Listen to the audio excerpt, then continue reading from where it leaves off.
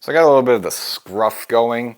Now normally, pretty much my whole life I've been using the regular blades, like the sharp blade there, which it's fine the first day, but then you have to shave 2 days in a row. The second day it's like a horror show, a lot of cuts, and like you can't go as deep, and then like the 5 o'clock shadow comes in sooner there. So I finally decided to get an electric razor where if you shave one day, then the next day you use this, and you kind of just go over real quick, and you get a good quality shave, and you're not cutting your face up there. So it's all very new for me. I never really had one of these things before. I'm not gonna do it right here, of course, but like I don't know. Do you still use the foam?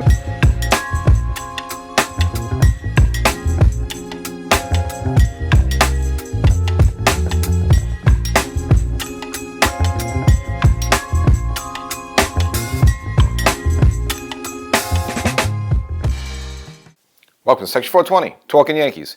Well, the Yankees are out of the Roki Sasaki sweepstakes, rejects the Yankees. Not really shocking. I kind of told you, kind of probably would not come to the Yankees, but nevertheless, we'll get an update on that situation as the 23-year-old is looking perhaps to join Major League Baseball. We just don't know what teams yet right this second. But yeah, get you caught up that. But the Yankees doing some business with some players at least you'd think want to be here. And of course, settling arbitration. There is one holdout though, so we'll kind of get into that whole deal.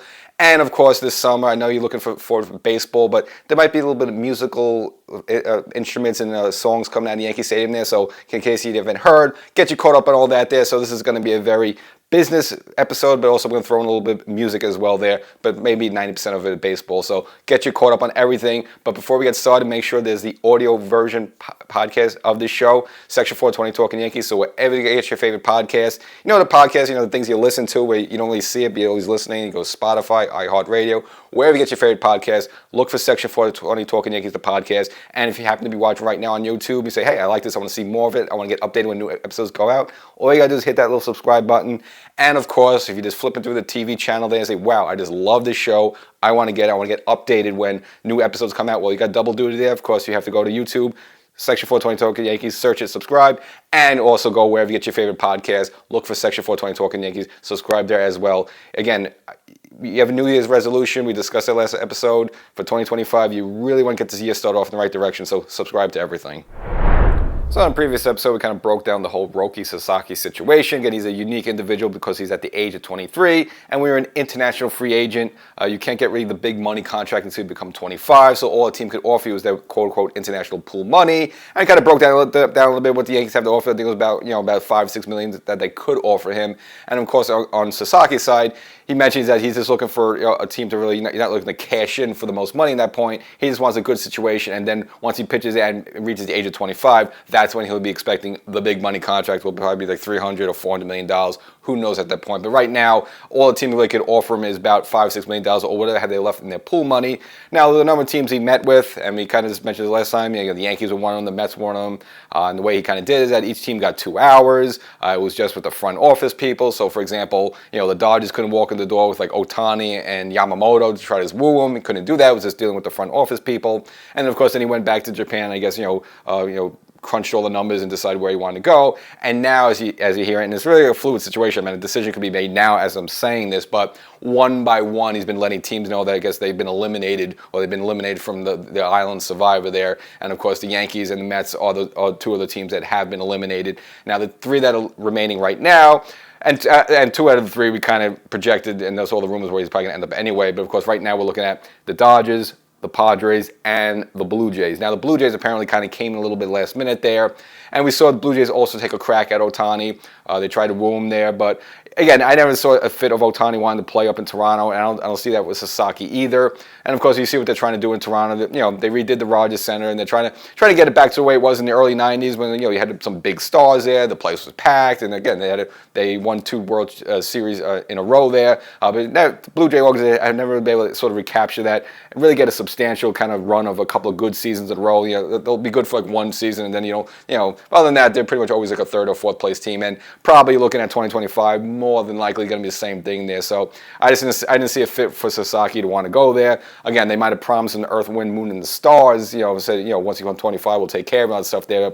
But I never really saw Toronto as a fit there. But the 2 teams that would be most likely, of course, is the Dodgers and the Padres. And of course, you don't have to be a rocket scientist. You probably know he's probably more likely going to end up with the Dodgers more or less there. I mean, you got Ohtani, you got Yamamoto. They just won the World Series. I mean, they're on top of the world right now. They could give him the big money contract once he reaches the age of 25. They're a stable organization right now.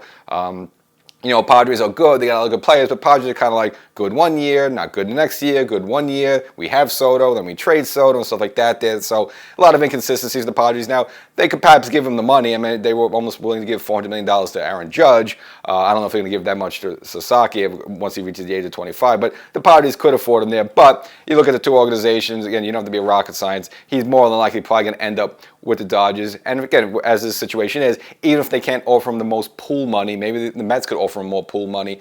At this point, he's just looking for a good situation with kind of a good faith in mind that once he reaches 25, whatever team he's with will give him the big money deal, and that'll probably be with the Dodgers there. And as for the Yankees, kind of the same reason I didn't think Yamamoto was going to go to the Yankees. Things are a little different right now. First of all, of course, you got Japan, and it's just a shorter flight to Los Angeles or San Diego. He would have to go even further, another 5 hours to New York. Of course, you have the climate situation, obviously the weather in Los Angeles or in San Diego compared to New York. There is no comparison. Of course, New York, it's good in the summertime, but of course, even in April, even sometimes in May a little bit, it's still chilly, it's cold, it's rainy, it's dank sometimes there. I mean, do you want to really pitch in that, especially if you're just coming to the States for the first time and you're gripping a new ball for the first time, stuff like that there? You're much more comfortable probably pitching in a warmer climate there. So I never thought the Yankees had a good shot at Sasaki to begin with, but for those reasons in mind, and you think he's probably more likely expect him to end up with the Dodgers again. And then this decision could be made like right now, as I'm saying this. He's kind of letting teams down one by one, let you know when.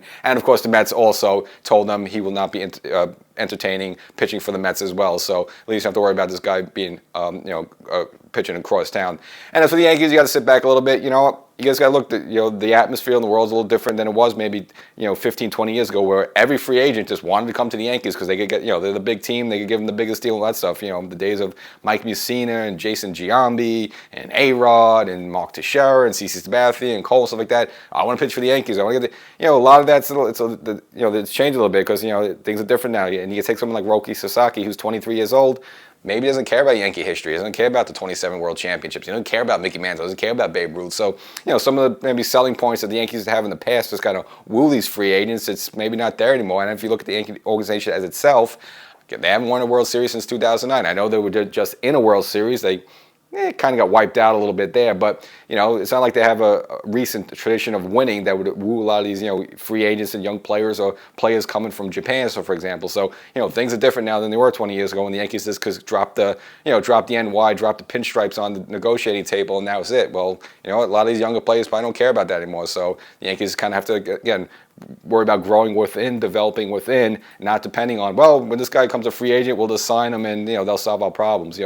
Maybe that was a solution with someone like Garrett Cole and stuff like that. But again, that's those days are kind of waning a little bit. The Yankees kind of have to do it themselves. They have to develop their own players within the system, not rely on free agents, and they got to start winning some championships again just to get themselves hot. Because the Yankee name is always hot. It's baseball. We all get it, all the tradition and stuff there. But you also got to win as well. Make this place like a place that people want to come to play and win there. And you're not having some like Juan Soto walk away necessarily. Now, obviously Soto was looking for the most money possible. I understand that, but let's just say the Yankees have been winning more championships lately. Maybe Soto been more inclined to stay. So the Yankees kind of have to solve their own problems there, not rely on the free agency, and develop their own players and finally start winning some championships. And then maybe you'll notice that more young players would want to play here now. And sticking with the business side of baseball, the Yankees settled a couple of contracts with some players who were up for arbitration. Now, arbitration, if you're not sure how it works, basically is that you basically go to a judging panel, and the player will say how much he's worth, and then on the other side, the organization says how much they think the player's worth, and it's a back and forth a little bit. It gets a little bit nasty. You have some media leaks, stuff like that. Both sides would like to avoid that, so that's why usually the player and the team will kind of settle upon a contract before even getting to arbitration, because you just want to go through that mess. And sometimes, it's a bit of a gamble. For example, so sometimes, the contract that the team's offering you might be better than what the arbitrators settle upon. So in that case, you may be inclined to accept the offer from the team. On the other hand, you might think you're worth more than the team's offering you, and you figure, all right, let me roll the dice, let me go to arbitration. I'll probably get more when they give me a number there. Now you could be right, you could be wrong. So it is a bit of a gamble, but it seems in most cases both the team and the players like to settle that and not let it get to that. So kind of work out a happy medium. So the Yankees pretty much settled all except one player, or the players that were arbitration eligible. And so it's a few weeks till they get to that point there. So this could the last holdout, which was Mark Leiter Jr., could maybe finally settle with the team there, but we can still remain to be seen. But for the players who have settled, I guess the highest one was with Devin Williams, the new closer, who apparently now his changeup is called the Airbender, something he developed, I guess, before the 2019 season. That kind of made him get a high quality, one of the best closers in the game there. But he got the most there with $8.6 million, and then the Yankees also settled Jazz Chisholm Jr., Clark Schmidt, and last but not least, the non-existent Scott Efros there. So Scott Efros for your support for 2024, there you get another arbitrage contract. So the holdout there, as mentioned before, is Mark Leiter Jr., who when he first came to the Yankees, when they got him from the Cubs there, I mean, initially was all right there, but he did was a little bit of a disappointment there and get bit by the home run ball. Now Leiter's looking for $2.5 million. It looks like right now the Yankees are willing to offer $2.05 million. So right now it looks like there's a difference of about $450,000 there, which me or you would gladly take that, but I guess Leiter wants a little bit more money there, so that's kind of the holdout there. Now Leiter, he's 33 years old there, so a little bit long in the tooth in that regard there, and his ERA between the Cubs and the Yankees last season was 4.50, so kind of on the high side, almost near 5. Not really great for a reliever. Now didn't pitch much in the postseason, but they gave up 1 run in the 5 1/3 inning work as he did there. So again, we'll find what the number is. It's going to be somewhere between $2 and $2.5 million there. So, and again, this is going to go on for a few more weeks. So they could let it go to arbitration, and then Leiter could just take his chances there, or Yankees and Leiter could come, find a number in between there. We'll see what happens on that one. But nevertheless, the Yankee bullpen much improved now. Of course, with Devin Williams and the Airbender. Of course, you have Luke Weaver there.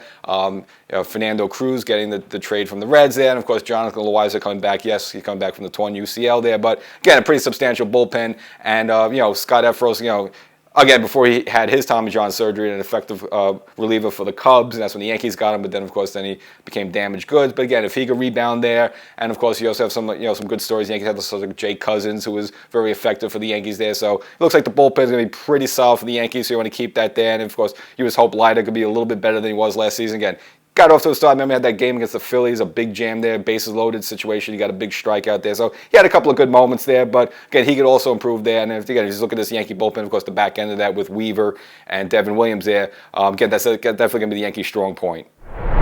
Well, now with Gleyber Torres playing second base for the Detroit Tigers, the Yankees have a void there at second base, and we kind of mentioned last episode some more of the in-house options the Yankees would have. Of course, highlighted by Velasquez, who's returning with the Yankees there. But of course, with him, he's not someone you'd use as a starter. Again, he just doesn't have the offensive skills. He has defensive skills, but doesn't have the offensive skills where you consider him a starter. He's more of a bench player. And of course, you have some other guys the Yankees could consider, such as Peraza, who's kind of on his 15th turn of this is going to be it. This is going to be the year for Peraza. So we'll finally see if that's the possibility or not. And of course, we have Oswaldo Cabrera, had an overall good season last year. Got off to a good start. Maybe slow down a little bit, but still he could be an option for second base. And of course, we have the veteran DJ LeMahieu, who's kind of right now in a kind of a bit of a no man's land there, just offensively, and you really know if there's a spot for him. But of course, the Yankees are kind of stuck with him for 2 more seasons with the contract he has there. Now, speculation that they might pull an Aaron Hicks with him at some point. If he's just terrible next year, they'll just basically have to cut him there because he's you can't play anymore. But again, he's technically an option as well for second base.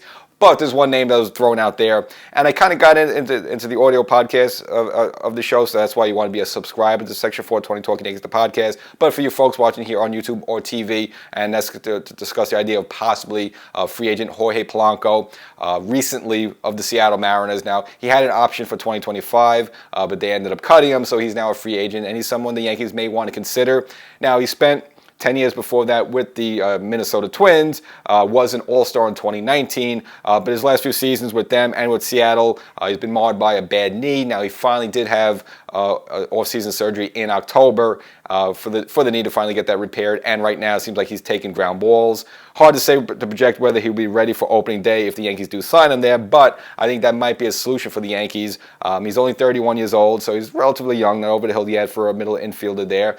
And, his defense also last season and really the last couple seasons with the Twins been a little bit spotty, but it's with the bad knee. But now with the knee repaired, should be much better there. I can't see him, costing that much money, and he's probably not going to get more than a one-year deal. So, the Yankees could find something for him anywhere between $8 to $10 million for 1 year. I think that's a possibility for the Yankees. Now, even with the bad knee last year, now he hit his batting average wasn't that good with .213, but did bop 16 home runs, had 45 RBIs, and if you want to go back to 2021, I know that was 3 seasons ago, he hit 33 home runs. So he has pop in the bat when he's healthy. And another good point about him is that he's a switch hitter. And of course, you just like switch hitters in your lineup. You go back to, when the Yankees are always at the best, having something like a Nick Swisher, a Jorge Posada, a Mark Teixeira, a Bernie Williams, that guy called Mickey Mantle. The Yankees used to seem at their best as some sort of nostalgia when they have switch hitters in the lineup there. So if you could add Jorge Polanco in your lineup as a switch hitter, and of course with the Yankees with Jason Dominguez, his ability to switch hit there, so now you would have multiple switch hitters in your lineup there. This makes it for a stronger lineup, so I think that's an option the Yankees should look at. You're taking a little leap of faith on his knee being repaired properly, but these days, again, the surgeries are getting better, and you see these pitches coming back from Tommy John and stuff like that, and throwing like 99, 100 miles per hour there. So it seems like these doctors know what they're doing there. So I think it'd be worth taking a flyer on him. You wouldn't have to commit. You wouldn't have to commit more than one season. He's a veteran. He's 31 years old. He has pop in his bat. And defensively, could it be any worse than what Gleyber was? Gleyber, unfortunately, it wasn't like atrocious, but he did like lead second baseman in recent years and a number of errors total since like 2021, 2020 there. So, Polanco probably can't be any worse than Gleyber was like that. So I think that would be a good option for the Yankees to fit there. And then, of course, if it doesn't work out, he's not healthy, you're only stuck with him 1 year. You're not committed to like a 5-year deal or anything like that. So we'll see what the Yankees do with that. But as of right now, until if they do sign him, and there's been any noise that's going to actually happen, right now it looks like the Yankees are probably just going to try to go in-house with that. And again, you're probably looking at the main three would be between DJ, Peraza, and Oswaldo Cabrera. And here are some rumors that teams might be interested in Cabrera there, so it might be something the Yankees are going to look at. Maybe if you trade Cabrera, maybe get 2 pieces back in, whether maybe it's a prospect or maybe it's another arm for the bullpen. Something the Yankees want to look at there, but don't say anything too hot. And you also hear noise about with Stroman. The Yankees still dangling, try to get unload Stroman off the books. If this because right now the starting rotation is kind of full with the 5 there. Maybe you can use Stroman as an asset to get a second baseman from some other team. Again, I don't know if you're going to get like a top name second baseman there, but again, the Yankees also have Stroman as a chip, and again, the Yankees will probably have to eat some of Stroman's contract as well, making about $18 million for 2025 there. So that's another possibility that the Yankees could use to get a second baseman. But right now, it looks like it's going to be an in-house situation, a competition in spring training. So it remains to be seen if the Blue Jays will get Sasaki, but one player they did get was Phillies All-Star reliever Jeff Hoffman. Will signed by the Jays for a 3-year deal at $33 million, and why it's relevant for the Yankees, because now the Yankees have to face this guy, now that he's in the AL East. Now, if you're not familiar with him, again, I mentioned before, he was an all-star with the Phillies last season, and the Phillies, of course, winning the National League Championship, and then get eliminated by the Mets in kind of shockingly fashion there. But pitched to a 3-3 record last season, small ERA of 2.17, and had 10 saves, and had career highs last season in appearances with 68, and saves with 10, and of course, I mentioned was elected to the All-Star game in July. And if you want to look at some of his stats there, pretty scary. 89 strikeouts in 66 and 1/3 innings. So he's basically striking out 2 batters per inning there, and kind of and good control as well, only with 16 walks, and held opposing hitters to a 197 batting average. So batters hitting under 200 against this guy. 32 years old. I'm going to say it's a devastating news the Yankees got to worry about, but of course, obviously you'd rather have the Blue Jays having a weaker bullpen than a stronger bullpen. So again, the Yankees will probably have to contend with this guy probably somewhere in the 9th inning. And I guess we're going to look at the Yankees' AL East foes, and this is a little bit of old news, but I guess worth mentioning anyway. Red Sox will have Walker Buehler as a starter. Now, you remember from Game 5 of the ninth inning, even though he's a starter, the Dodgers bought him out to get the final outs, and the Yankees really kind of whiffed, in the ninth inning there, and got the final outs there. So probably left a little bad taste in your mouth. So if you don't like that, you're going to have to see a little bit more of him, because now he's with the Red Sox. Now he's only 30 years old, and it's kind of weird. He only signed a one-year deal. If you get a long deal like that, or age 30, but nevertheless, it was a one-year deal at $21.05 million, and also has some bonuses that kicks in if he hits certain milestones, and there's a mutual option for 2026. And kind of mentioned that he wants to be a Red Sox for the rest of his career. It's like, okay, I mean, he's still 30 years old. You'd think you'd get a longer contract like that. And he's been mentioning that since signing with the Red Sox, he's kind of been quietly going around trying to recruit for the Red Sox there, as they try to build something there. So again, the Red Sox for next season, I don't see them as a kind of real threat. You'd be more worried about the Baltimore Orioles. I think Tampa is going to be in a weird situation, because they don't have Tropicana Field. They're going to be starting off the season actually playing in the Yankees minor league complex. So it's like you don't have a home, you don't have an identity. So it's kind of hard to see that the Tampa Bay Rays having a really good season. So the Yankees are going to get some annoyance, and it's probably mainly going to be from the Baltimore Orioles. You could see maybe the Red Sox, build something from last season and maybe make a little bit of run, a little bit of spark there. But it still seems like a bit incomplete in a lot of areas there. So I don't see them as a big threat for the Yankees there. So, and we'll get into this as before the season starts. So if you look at the AL East right now, you would project, especially with the moves the Yankees made, with Bellinger, with Max Fried, with Paul Goldschmidt, now the revamped bullpen, which includes Devin Williams there. You just see the Yankees are probably going to be at least a favorite in the AL East. And once we get closer there, we'll kind of look at some, we did this last season as well, kind of the projection of how many wins they would get and how much that. But if you look at all the teams in the AL East right now, I would say the Yankees are probably looking like the strongest right now, with Baltimore right under them. And then really probably flip a coin who's going to be 3, 4, 5. We'll see with the Blue Jays. If they could get Sasaki, maybe that changes the need a little bit. I mentioned before they got Hoffman there to bolster up the bullpen. But nevertheless, I don't think that's really enough, though, to really get them, make them as a threat to the Yankees there. So for the AL East, though, I still think it's the Yankees' crown to lose. And I guess rounding out some of the non-Yankee free agency signings worth mentioning, of course, be longtime Yankee names Justin Verlander, who signed a one-year deal with the San Francisco Giants. Now, I guess it has nothing to do with the AL East, but in terms of just for the Yankees and Justin Verlander, again, he's been such a bad omen for the Yankees. When he was with the Detroit Tigers, he killed the Yankees, knocked the Yankees out of the playoffs a couple of times, and of course, we did with the Houston Astros, knocking the Yankees out of the playoffs a couple of times there. So just to get Verlander out of the American League and on the other side of the country is really good news for the Yankees. So he signs a one-year deal with the San Francisco Giants for $15 million. Now it's $15 million, but there's all these little perks and things if you get that bonuses that kicks in there. So deal could be worth much more than $15 million if he has a good season. Obviously with him, he's a future Hall of Famer, no doubt about it. This will be his 20th season, entering at the age of 42. I mean, he's won 3 Cy Youngs in the past because he's got a couple of perfect games and a couple of championships there. So once he does retire, he's definitely going to be a first ballot Hall of Famer. I'm not going to say he's going to get 100%, but when the time comes for him, he's definitely getting the Hall of Fame right away. But nevertheless, this season, which I don't know if he marked it as his final season there, it remains to be seen there, but will be his 20th season, and it's quite impressive for a pitcher to last that long in this day and age there. So again, a very unique talent there, but again, kind of a Yankee killer, so just glad that he's gone there, and the Yankees don't have to deal with him, just have to see him anymore, unless they both teams get in the World Series. But again, we'll take that if you could get back to the World Series. But nevertheless, for Verlander, now last season wasn't good for him at all, marred by injuries, mainly to his shoulder and his neck, so he was only relegated to 17 starts last season, so not a good season, and not really a good season for the Astros. They got off to a really bad start, as you may recall. Again, the Yankees swept them in the first 4 games there to open up the year, but of course the Astros rebounded, got themselves corrected into the playoffs, but then of course got bounced after that by the Tigers there in kind of a bit of a shockingly fashion there. So for the Yankees then, you have to worry about Verlander anymore and probably never have to see him again.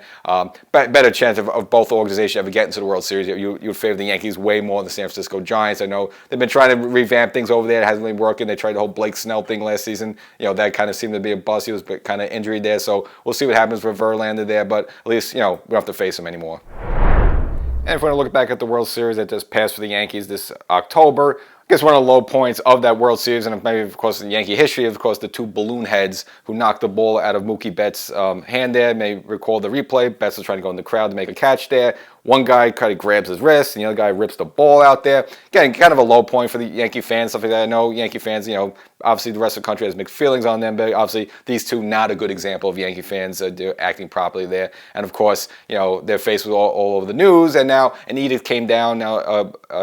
Obtained by the New York Post that basically Major League Baseball has banned these two now from all 30 ballparks. And again, if they get caught trying to go in or on the property, they could be arrested for trespassing there. So, congratulations to them. They pretty much got themselves kicked out for ever going to the baseball again. I don't know, maybe they could put on a fake mustache and glasses and probably still sneak in. Who knows how that stuff works, but nevertheless. Now, if you want to go to the article in the New York Post, it actually gives their names. I'm not going to mention names because it doesn't make a choice. If you really want to know who they are, go read the article in the New York Post. But it gives a little bit of backstory of them. So the actual tickets they had were from a season ticket holder who's been a season ticket holder since 1990. So a long-time season ticket holder. Now, the article doesn't get whether the season ticket holder knew these two people, maybe sold his tickets online. It doesn't say how these two actually got the tickets, but the original person who owns those two seats is not going to get penalized because I guess he or she wasn't there at the instant. So, I guess good news. It's good for the Yankees to not punish that person because it's not really the person's fault. You might have given these tickets to two people, or if you sold the two tickets, it's not really your responsibility for them to do something like that. You're not anticipating that. We've never really seen something like that really before, so kind of unique there. So the Yankees are, and Major League Baseball, not going to penalize the ticket holder, but those two guys definitely banned, for the end of time from all these major league ballparks. Now, ESPN did get to speak to these two guys, before they got ejected from that actual game. There was something that they would just always used to joke about. Hey, we'll come in here, we'll knock a ball out of someone's hands like that, ha ha ha. And I guess once the opportunity presented itself, I guess they lost themselves. Who knows if they had a couple of beers or not, whatever. They did what they did and tried to rip the ball out of Mookie Betts' hand there. And my whole thing is look, if you're going to do something like that, it's okay. It's the World Series. There's a lot of cameras all over the place. You're all on TV. You're gonna be seen. You're gonna be caught. So if you're gonna do something like that, do it in a big moment. At that point, it was Game 5. It was clear the Yankees were losing. They were gonna lose that game. You're doing that at that point. I know you can see what difference does it make. That it's not going to affect the outcome because the Yankees are going to lose this game. But if you're going to do something like that, you do it Game 7 of a tied game in the 9th inning where someone where a judge hits a foul ball and he's going to be caught out. Oh no, you want to get Judge another swing. That's when you do something like that to give Judge another swing at the bat. You don't do that in that situation to get yourself chucked out for life in a losing situation because you did nothing. If you're going to sacrifice yourself like that, do it in a big moment. A Game 7, a tied game, a big moment. That's when you do something stupid. Not like that when you lose. So it's really a lose-lose for these guys because not only the Yankees lose anyway, but now these guys lost a chance to go into future games. Again, could they sneak in with a fake mustache, or one guy could get a wig or something like that? Probably, but of course now you have some of this facial recognition technology that they use at airports. Maybe they use it right now at Citi Field supposedly as well to scan people coming in there. So very well, these guys could get caught if they try to come in with some fake stuff like that. But to do the whole thing, it was really stupid. Well, I hope you don't mind. But some good news out of Yankee Stadium will be this summer, a mega concert that will be July 18th with Rod Stewart and Billy Joel. Kind of a weird pairing, and we didn't even hear any rumors about this. Kind of just came out of nowhere, but you have the UK British Rod Stewart there and the New Yorker there, Billy Joel there. Now, who's going to open, who's going to close? I would assume it opens with Rod Stewart, and then Billy Joel will be the closer or the stranger, ha ha ha, if you know the musical lyrics there. Now, the way it's going to be set up, the stage is going to be in center field, so right before the retired numbers where Aaron Judge patrols, that's where the stage is going to be looking out this way. Now, you have seats down there, here, in the 500s range right now there, and the upper decks right now around $200 there. So, and of course, the prices will drop down once you get closer to concert time. And of course, Billy Joel, we've seen him play at Citi Field and Shea Stadium, and kind of he's been at Yankee Stadium before. But if you want a little bit of Jeopardy trivia there, Billy Joel will be the first performer to perform at the old Yankee Stadium as well as the new one. So that's the episode. Hope you enjoyed it. And Roki Sasaki will not be in pinstripes for 2025. Doesn't necessarily mean he'll never be a New York Yankee. Because once he hits free agency for good around age 25, the Yankees could quote-unquote buy him then if they really want him. But that all remains to be seen. And of course, we'll see what happens with Mark Leiter Jr., whether he goes to arbitration or if him and the Yankee organization could work out a contract beforehand. So that's the episode. Hope you enjoyed it. Make sure you subscribe to the podcast, Section 420 Talkin Yankees. If you watch it on YouTube, subscribe there. And if you haven't done it already, get the audio version podcast of the show wherever you get your favorite podcast. Subscribe now. Once this ends, now. Yeah.